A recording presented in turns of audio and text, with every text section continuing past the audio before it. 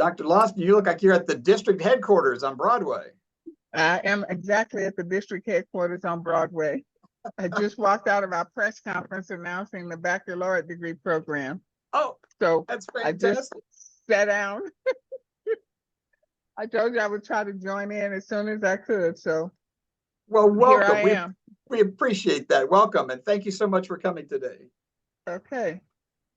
Well, this is at the end of every semester, the philosophy faculty. Take care, Dr. Lawson. Take I care. did want to pick your brain sometime, though. My son's really, oh, you're on the phone. We tried to have an awards ceremony to recognize the outstanding work of our students, the teaching excellence of our faculty. And so we tried to at least take a moment to stop and present some awards and thank people for all the work they've been doing. And so thank you first of all, for joining us today. I'm going to do a little bit about the philosophy faculty and the history here, and then we'll get into the awards. But I mention this because we've been celebrating the 125th year of St. Philip's College, and we've had those ongoing celebrations through 2023. And this year, 2023-24, this academic year, we were celebrating the 50-year anniversary of teaching philosophy here at St. Philip's College. In fact, the first course in logic and in ethics was taught by Connie Economy 50 years ago. And we've had a chance over the last 50 years to grow and develop the faculty and the programs and the course offerings. And we've also had a chance to invite Fulbright scholars to come and join us, including in 2016, we had Richard Enon Baylor, who came, joined us from the United Kingdom, as did Derek Wilson in 2019. In the 2019-2020 academic year, that was cut short by the pandemic. And then this year, our own Vladimir Narcia is with us as a Fulbright scholar. And he's had a chance to, over this last academic year, visit with students, do professional development for faculty. He's given lectures, he's done research, he's done a wide variety of activities as our visiting Fulbright scholar. And he joined the small philosophy faculty, which features Tony Gibbon, who is the hardest working adjunct instructor. He's the hardest working retired person I've ever met. He's trying to slowly back out, but he keeps teaching for us and does an outstanding job. We were joined this year by Jamie Hardy. Dr. Hardy has his PhD from the University of Utah. He's teaching for us now and has helped revive the Philosophy Club and was working with the Ethics Bowl. He's been a tremendous addition to the faculty. And I'm also happy to say that Dr. Feldmeyer was promoted this year to Associate Professor of Philosophy. So congratulations to Dr. Feldmeyer. And I also had a chance, I was promoted as well this year to professor. And that for me was particularly meaningful and special to me because there's only been one other person, and that was Dr. John Travis, who was promoted to Professor of Philosophy in 2006. He was the first person to be promoted to Professor of Philosophy. And he taught until he retired in 2013. And that's when I joined St. Philip's to replace him as he was leaving. He sadly died 2 years ago in February of 2022. But we do fondly remember him, and we try to keep his memory alive here on the faculty. And he was the first person we awarded the Teaching Excellence Award to posthumously in recognition when he passed away. But he had started, believe it or not, a philosophy club back in 2002. And we revived that. Marie and I did in 2013. And that club, from that club, the students joined the Ethics Bowl and began competing in the Ethics Bowl. And our faculty have both worked as coaches of our own team and then judges for the Ethics Bowl. And we've had a chance to take students on field trips. We've had a chance during the pandemic, again, when everything went online, we created a lecture series where we could bring in experts to talk to our students in the Philosophy Club online, since it was all online for a long time there. And of course, we've also, the faculty here have helped with the QEP, which focused on ethics and critical thinking. And we were kind of a subject matter experts for the QEP program for many years. And we also started new programs like the Intercollegiate Civil Disagreement Partnership. And through programs like that, our students benefit. They get to participate, meet faculty and students from other colleges and universities. And so both in the classroom and through our extracurricular activities, we've been a pretty busy faculty over the last 10 years or so. And so that brings us to our first award, which is the Teaching Excellence Award. And this year, for the first time, we wanted to recognize some of our colleagues because we're a discipline. Philosophy is within the social and behavioral sciences department. And some of our other colleagues in social and behavioral sciences, we have overlap with them on subject matter, on activities. And we wanted to recognize 3 professors here who teach in criminal justice and in social work. And this is John James, Margaret Richardson, and Kelly Rowland Adkins. And we wanted to especially recognize them this semester. John teaches criminal justice, as does Margaret, and then Kelly Rowland. The 3 of them together went out of their way to sponsor a student trip to Washington, D.C. And organizing a complex trip like that where you're flying and there's hotels and arrangements to be made, it was a giant project for them to take on. And they really went above and beyond the call of duty. And so we wanted to say thank you to them for all their hard work in taking our students who visited the Capitol building. They went to the Smithsonian Museums. They visited Howard University. They did just an outstanding job. And when they came back, the students were just overflowing with enthusiasm and excitement about the trip. It went very smoothly, very well. And so we just wanted to take a moment to thank them for their hard work on this project.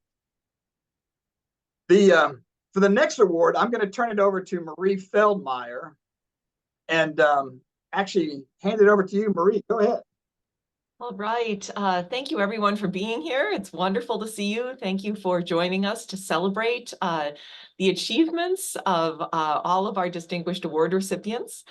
And I am delighted to present the 2024 Spring Fulbright Award to Andrew Hill, to my wonderful colleague.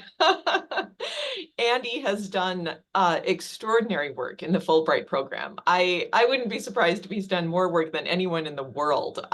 He has he's been involved with the Fulbright program for many years in various capacities. For example, he has brought in a number of Fulbright scholars and residents, including Richard Naylor, Yvonne Naylor, Derek Wilson, Vladimir Narcia. And in doing so, he has just benefited the entire college community and beyond. So we all learn a great deal from our visiting scholars and from our interactions with them, and we owe Andy just a debt of gratitude. He is also been, he applies for various types of involvement. He serves, he is the president of the San Antonio Fulbright Association, which is a tremendous amount of work, and it's just pure generosity on his part. So there is no one more deserving of this award, and it is a delight to give it to you, Andy. Thank you so very much for all of your excellent work. Well, I appreciate that. Thank you for the kind words. Could I say something, Andy? Oh, absolutely. Go ahead, sir. I would like to recognize the work that Andy has done tirelessly with the Rotary Club of San Antonio. Because of his creative nature and outgoing nature, he introduced us to Derek Wilson at Corrymelia. And because of that relationship, the Rotary Club of San Antonio in 2022 sent 8 students to the Corrymelia Peace Conference. This year, there are 15 students, including, I believe, 4 to 5 from Alamo colleges, who are going to go to Corrymelia this summer. And what we are now in the process of doing is collaborating, the Rotary Club of San Antonio with Alamo Colleges, UTSA, and Trinity to bring the curriculum of Corrymelia, Nurturing Hope, to these universities, which hopefully are going to include that in their civil discourses, that they're developing a curriculum to introduce to their respective campuses. So Andy has been a real champion of Alamo Colleges and a real partner with Rotary in working on these things. And so thank you very much, Andy. Thank you. I appreciate the kind words. It turns out, though, that partnership that you were just talking about between you, Jack, and JC Claps Out on Android, that has been a great source of energy and good programming for our students, like you mentioned. In fact, I was just on a call this morning early, given the time change with Ireland, with the people at Corrymeela about the upcoming summer trip. And that has all been, leads me into the transition to the International Education Award, which we started giving about 5 years ago. And it turns out this year, we wanted to recognize, again from the Rotary Club, the involvement of Andra and JC Clapsaddle. And JC's with us today. I wanted to say that we really do appreciate all of the work that you have done building the relationship with the Alamo Colleges, with the Corrymeela Peace Center, and with the San Antonio Peace Center now at Northwest Vista College, our colleagues there. And so, and again, before I even move on, I have to say that I'm going to ask JC to say a few words. But one thing is, there's Jack and JC together. And I want to say that this International Award is not only a reflection of the work you've been doing with our partnership, but also the tremendous work you've been doing in terms of humanitarian relief for the folks in Ukraine. JC is getting ready to do what he's done before, which is that take medical supplies and relief efforts over to really very close to the front line into Ukraine. And it is important work, it's timely work, and it's greatly appreciated. So JC, would you say, let me back up. JC, would you say a word or two about your work and why we're giving you this International Education Award? Oh, I appreciate it. And thank you for that. And I've got this interesting situation now where all the work, Andy, that you have done with Corrymeela and the people I have met, and I'm kind of new to San Antonio, the people I've met through you, including Sister Martha Kirk. Are you familiar? So Sister Martha learned that I would be going to Ukraine here, and she has an art project where she has children in one country draw art that expresses their hopes and their lives and all that. And then it's loaded up to an international art gallery, and they share that with kids from America or Iraq or wherever. And when she found out I was going, she roped me into that. So now when I'm headed to, I deliver ambulances and medical equipment and solar panels and hygiene products, all sorts of stuff. We're going pretty close to the front lines this time. We're about an hour away. But there's a huge displaced persons camp there, which has increased in size because of Russian advancements over the last few months. So we're going to go there. But now inside some of those ambulances are going to be a bunch of art supplies from Sister Martha Kirk in San Antonio. And so I'm going to combine two things I love very much, which is the work that I'm doing with you in Corrymeela and Northern Ireland for their peace process, with helping out those displaced people in the Ukraine. So it's all coming together nicely now, and you're connected to all of it. So I appreciate San Antonio. Listen, thank you, Jack. And you're right. Sister Martha Ann Kirk is a force. In fact, she's also sending 2 of her students this summer to the Corrymeela program in July.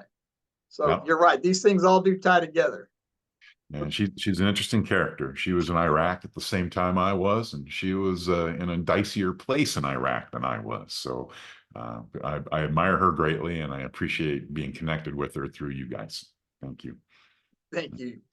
Well, our next award is the Amicus Award. This is somebody who's just been a friend and supporter of the philosophy faculty at St. Philip's College.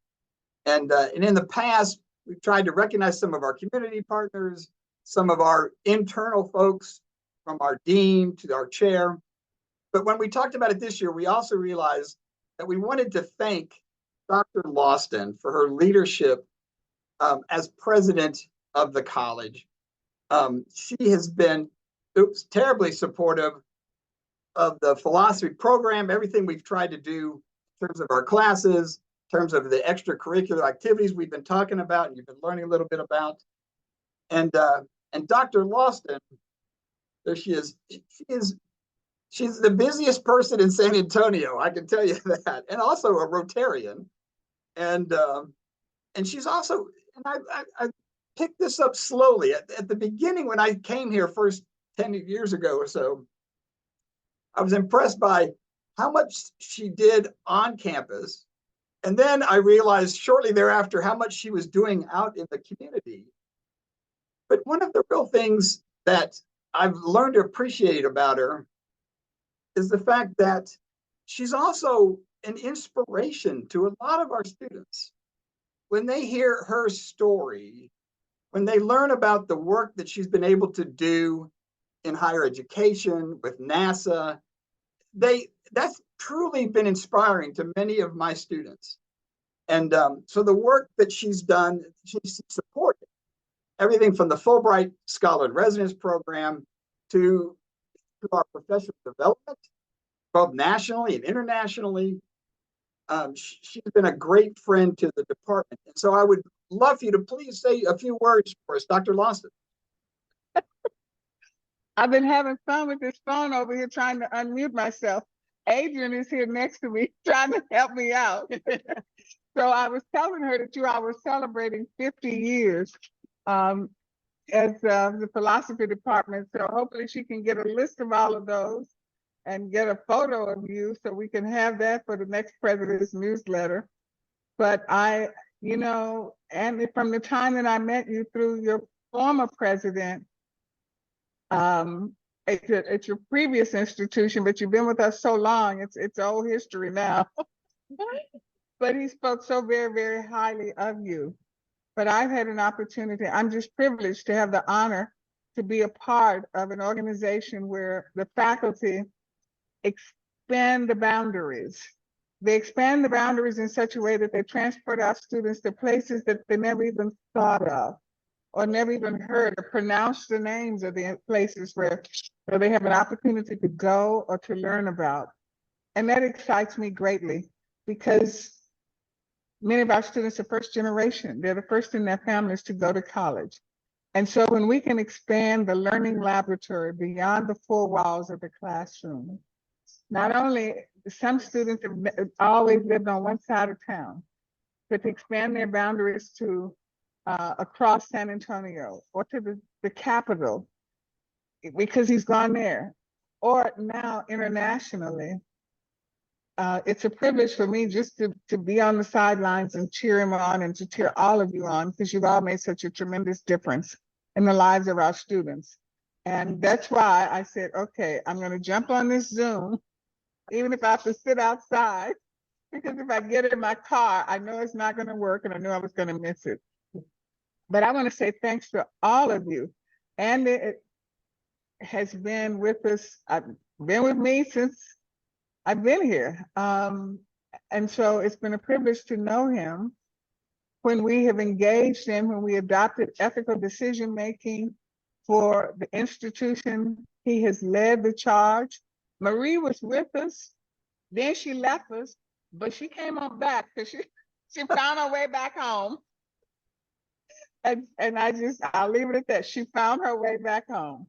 And they have been a part of engaging the entire campus community in ethical decision-making. And one of the things that we always said to them, we don't need any make-believe or pretend things. We got real history right here every day. And the folks in Austin would give us rich material daily. So we always use real live circumstances to talk about how do you deal with these decisions. And most importantly, giving our campus community a way to know to deal with passionate conversations in a professional manner.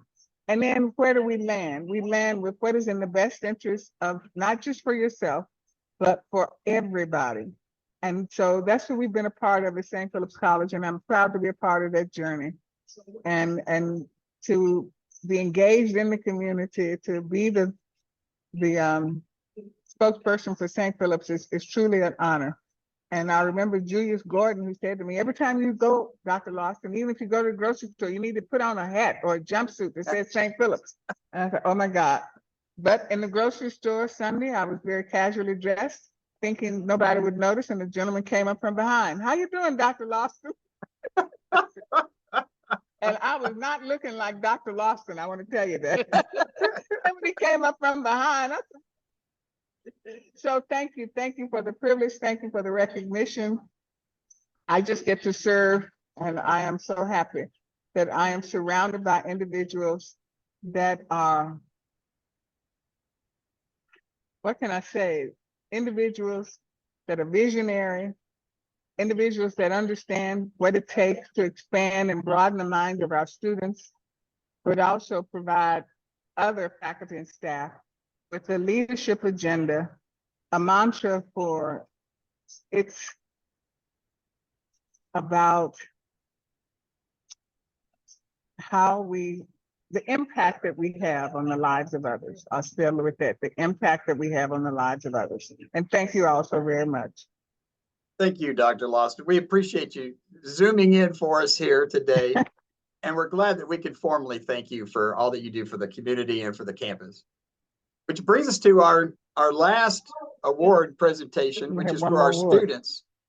One more. And we had hoped that Dr. Hardy would be able to present this award because he's been the head of the philosophy club, but he's actually in class right now. He's giving an exam. He said, "This if my students finish early, I'll make it, but if they need extra time, I'll give them all the time they need." So he's still in class. And so what I'm going to do is let you know that we recognize 4 students this time. Sometimes it's 1, sometimes it's 2. It varies depending upon the students. And I have to tell you that this year, there were 2 different programs going on that we just realized we had to recognize some of the students involved. So the 4 students who represent many others are Ian Aguirre, Roger Gaspard, Valerie Hernandez, and Bridget Scott. And Roger, I'm going to ask you to say a few words in a second here, so get ready. But it turns out this is from the philosophy club. We, on Wednesdays in the afternoon, we would get together and we would have pizza and we would talk about ethics. A lot of times, some of the students were coming right out of a philosophy class and wanted to keep talking about the same kind of issue that was on their mind. Sometimes we had structured presentations. But over the course of the last fall and spring this year, Bridget Scott, and then there's Valerie Hernandez, and then Roger have been real leaders in that particular philosophy club conversation. And I have to tell you, there's lots of things that we can do to help inspire and transform the lives of our students, both in the classroom and without. But the philosophy club creates a space where we can relax, have some pizza, and talk through in really kind of in-depth ways some really profound philosophical concepts. And one of the people who was there every time was Roger. Roger, please say a word or two about this award. Well, philosophy club and philosophy class, by that matter, has been one of the funnest things I've enjoyed on campus. We get to discuss all kinds of issues and how they pertain to different categories like Pokemon battles and how they, can be compared with dogfighting and, animal cruelty. And yet we do allow our children to watch these things. And I guess making them cute and cuddly is the difference. But yeah, it's been interesting. The topics we talk about are, modern and relatable. Um, the students all get involved. The teachers are incredible. It's a wonderful experience. Listen, that's fantastic. And I appreciate your leadership with the philosophy club. That's been really helpful. And it's been, again, just coming and sparking the ideas and the conversation. We really appreciate that. Thank you. The other program we wanted to recognize with our students was, I mentioned at the beginning, the Intercollegiate Civil Disagreement Program. And this is small cohorts of students, 8 at a time, that go through a curriculum, a training process, and learn about how to have difficult conversations with people across incredible big divides, especially ideological divides.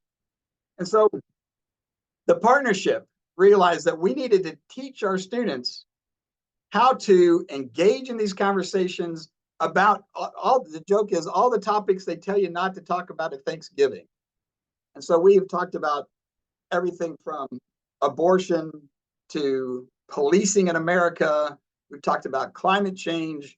We've talked about important issues that in our civil society right now are difficult to talk about.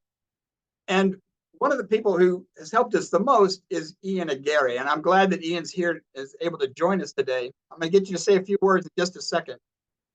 But it turns out that Ian was both a member of the cohort a year ago, and then this year agreed to stay on as an expert, having gone through the program, to help us evaluate the program. We did a year-long evaluation, and that included getting students together at the Safra Center at Harvard University. And there's some photos of Ian from that experience, which was back at the end of January, beginning of February, when he had a chance, the two of us had a chance to go up, represent St. Philip's College at Harvard, and engage in these conversations about the program, what's working, what's not, how can we adjust it for the future, and to also participate in a free expression workshop that was organized by PEN America. It was a great experience. I've enjoyed working with Ian both as a fellow in the program and then this year really as colleagues as we evaluated the program. And so I just want to say, Ian, would you say a word or two about your experience in the ICDP? Yeah, of course. I mean, honestly, it's been a great experience, not just like as a student, but as a person, I've been able to learn so much. I've made so many more friends than I thought I would. I to this day I'm still keeping up with everyone I was friendly with at Cambridge. And honestly, the skills that ICDP can teach you, it's something that goes a long way, especially if you're interested in the humanities, philosophy in particular. And I mean, I was really grateful to be included in such a wonderful program the first time I was admitted. And I mean, being a Campus Connection fellow right now, I'm still very grateful. Well, thank you, Ian. We appreciate everything you've done in terms of your contribution to the program. It's been very helpful. And before I turn this over to Marie to close us out, I do know that Margaret Richardson has joined us. She was also with students in class. Like I mentioned, it's exam week this week, so it's been hard for people to get away. But Margaret, I'm going to back up to the faculty award and ask you to, would you mind saying a few words for us here? Thank you, Andy. I appreciate it. My colleagues, Kelly, Roland Atkins, and John James are in exams right now, so they couldn't be with us. But we had a great time with the students in Washington, D.C. We were able to take the educational field trip to give students an opportunity to experience something outside of San Antonio. Going to Howard University was the first stop that we made, gave them an experience within the HBCU experience. They had an opportunity to talk about transferability when it comes to transfer of credits and being able to transfer to other campuses once they finish their associate's degree. We went to the Office of Missing and Exploited Children that spoke about what they do in terms of law enforcement and dealing with trying to close cases, particularly cold cases, when it comes to using age progression and facial reconstruction methods. The students were very impressed by that presentation, and it greatly expanded the field of criminal justice outside of what we think traditionally of law enforcement when it comes to the police department or maybe even the FBI, and being able to talk about other uses of criminal justice and outside fields, like if a person is an artist and they're able to sketch or they're able to paint, being able to use those skills within the Office of Missing and Exploited Children gives them an opportunity to help with facial reconstruction, to help with the age progression, so that they're able to maybe be able to close some of these cases where families that are missing loved ones, they'll be able to provide those answers of who maybe the deceased might have been, help them close these cases and stuff. That's a picture, a couple of pictures with the staff and the students. We also had an opportunity to meet with the National Association of Social Workers that were able to talk about their experiences, how they get out to their state chapters and give them information about all the things that impact the life of social workers. The legislation that they work on, they gave us a couple of examples. One was about mental health and about dealing with funding for mental health within the states. But then another one was student loan and how they're dealing with student loan debt. A lot of social workers have to get their degrees and then whatever comes with the training and stuff. So a lot of them are still dealing with student loan debt. So we didn't know that the association also helped lobby on behalf of trying to lower the student loan debt. So I think that was a great presentation on their lobbying efforts for their members throughout each of the states. And then we also had a chance to meet Congressman Henry Cuellar. Maybe a little weird. There was a random black cat that he had there in his office. One of his staffers had her cat there with her, and he allowed it. It was something that had become usual. But they were able to meet the congressman, and then the students took a picture with the congressman. And then one of his interns took the students, took us all on a tour of not just the U.S. Capitol building, but both the House office building and the Senate office building. So that was a huge tour. And the students were able to connect each one of these visits, not just to criminal justice or government, but also social work and sociology. So very impactful trip. We hope to be able to do this again next year. I'm already kind of figuring out some things that we can do to make it more interactive on behalf of the students. But the leadership on this one was really John James and Kelly Rowland, Roland Atkins, and they did a tremendous job of pulling this together. I just made some of the contacts with the venues and stuff, but the students had a great time. And the benefit to this was not just getting that information from Howard or from one of the other agencies, but at the end, when we were waiting at the airport after our flight had been delayed, we saw 3 students doing each other's hair. When they first started the trip, the students didn't know each other. You know, a couple of them may have had classes with each other, but there was no interaction between any of the students. But at the end of the trip, 3 of the students had started dressing alike. They were doing each other's makeup, and in the airport doing each other's hair. And you know, they exchanged phone numbers. They were making plans to stay in contact after the trip and then after the semester. So that was the benefit, bringing those students together. They had very different experiences, and being able to give them common ground, something that they could share and then build a relationship on after that. That was probably the best payoff I've ever seen of anything.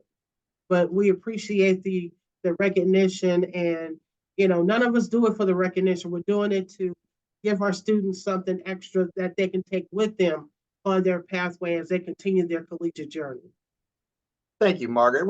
I appreciate that. And I'm going to flash back down to the end here so we can have Dr. Feldmeyer walk us out. But thank you for your kind words. And Dr. Feldmeyer, would you mind closing us up today? We appreciate this. I'm happy to. So thank you so much to everybody for coming, for joining us today. Thank you for your consistent, wonderful support of our discipline, philosophy at St. Philip's College. And I want to thank Andy for organizing this award ceremony as he does every semester. He is just a tremendous asset to our college, and every day I am so grateful to have a colleague like Andy. So thank you so very much, Andy. Take care, everyone. Have a wonderful summer, and we'll see you back in the fall for more activities in philosophy at St. Philip's College. Thank you so very much. Thank you. Goodbye.